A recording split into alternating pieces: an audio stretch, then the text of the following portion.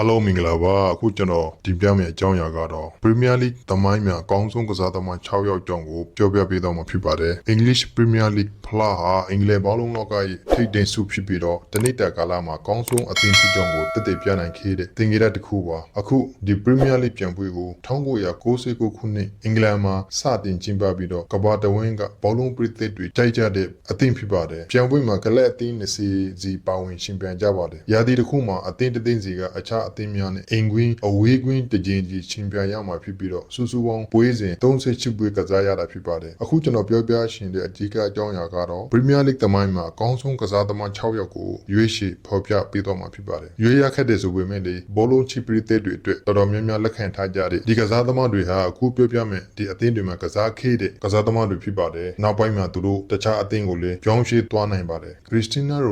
Ronaldo ရဲ့အသင်းကတော့ Man U အသင်းဖြစ်ခဲ့ပြီးတော့သူရဲ့မူရင်းနိုင်ငံကတော့ပေါ်တူဂီနိုင်ငံဖြစ်ပါတယ်ကိုသွင်းနိုင်စဉ်ဂျိုင်းခိုင်တင်စွန်းလီမြင်မှုနဲ့အတူဘောလုံးလောကမှာအကောင်းဆုံးကစားသမားတွေထဲကတအုပ်ဖြစ်ပါတယ်ဝိန်းရိုနီ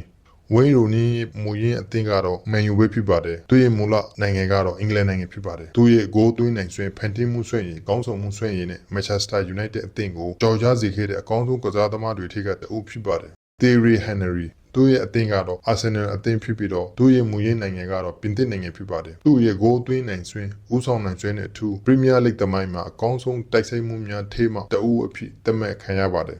Frank Lampard ရဲ့အသင်းကတော့ Chelsea ပဲဖြစ်ပါတယ်သူရဲ့မူရင်းနိုင်ငံကတော့အင်္ဂလန်နိုင်ငံဖြစ်ပြီးသူရဲ့ဂိုးသွင်းနိုင်စွမ်းဖန်တီးမှုစွမ်းရည်ကောင်းဆောင်နိုင်စွမ်းနဲ့အတူ Chelsea အသင်းရဲ့ရွှေရောင်ခေတ်ကိုဦးဆောင်နိုင်ခဲ့တဲ့ကစားသမားတအုပ်ဖြစ်ပါတယ်Steven Gerrard ကစားခဲ့တဲ့အသင်းကတော့ Liverpool ဖြစ်ပြီးတော့သူ့ရဲ့နိုင်ငံကတော့အင်္ဂလန်နိုင်ငံဖြစ်ပါတယ်သူ့ရဲ့ဂိုးသွင်းနိုင်စွမ်းဖန်တီးမှုစွမ်းရည်ခေါင်းဆောင်နိုင်စွမ်းနဲ့ Liverpool အသင်းကိုကြော်ကြားစေခဲ့တဲ့တအုပ်တဲ့ကစားသမားဖြစ်ပါတယ်Alan Shearer ကစားခဲ့တဲ့အသင်းကတော့ Newcastle ဖြစ်ပြီးတော့သူ့ရဲ့မူရင်းနိုင်ငံကတော့အင်္ဂလန်နိုင်ငံပဲဖြစ်ပါတယ်သူ့ရဲ့ဂိုးသွင်းနိုင်စွမ်းခေါင်းဆောင်နိုင်စွမ်းနဲ့ Premier League သမိုင်းတွင်အများဆုံးဂိုးသွင်းသူတအုပ်အဖြစ်မှတ်တမ်းဝင်ခဲ့ပါတယ်အထက်မှာဖော်ပြသွားတဲ့ကစားသမားတွေကတော့တစ်ကမ္ဘာလုံးကဘောလုံးချစ်တဲ့တော်တော်များများလူတွေလက်ခံထားကြတယ်ဆိုပေမဲ့လေကျွန်တော်တို့တအုပ်ချင်းစီရဲ့အမြင်ပေါ်မူတည်ပြီးကြွေးပြနိုင်ပါတယ်အခုကျွန်တော်ဖော်ပြခဲ့တဲ့စည်းရင်းတွေထိကကိုကြိုက်တဲ့ကစားသမားမပါလိုက်တဲ့အခြား Premier League အကောင်းဆုံးကစားသမားတွေလည်းရှိနိုင်ပါတယ်ကျွန်တော်တင်ပြခဲ့တဲ့အချိုင်းဆုံး6ခုကိုရွေးချယ်ဖော်ပြပေးလိုက်တာပါကျေးဇူးတင်ပါတယ်ကျွန်တော် channel လေးကိုကြိုက်တယ်ဆိုရင် subscribe နဲ့ like ပေးဖို့မမေ့ပါနဲ့ Neatly done by Ben Arthur. It's a terrific run by Ben Arthur. He could go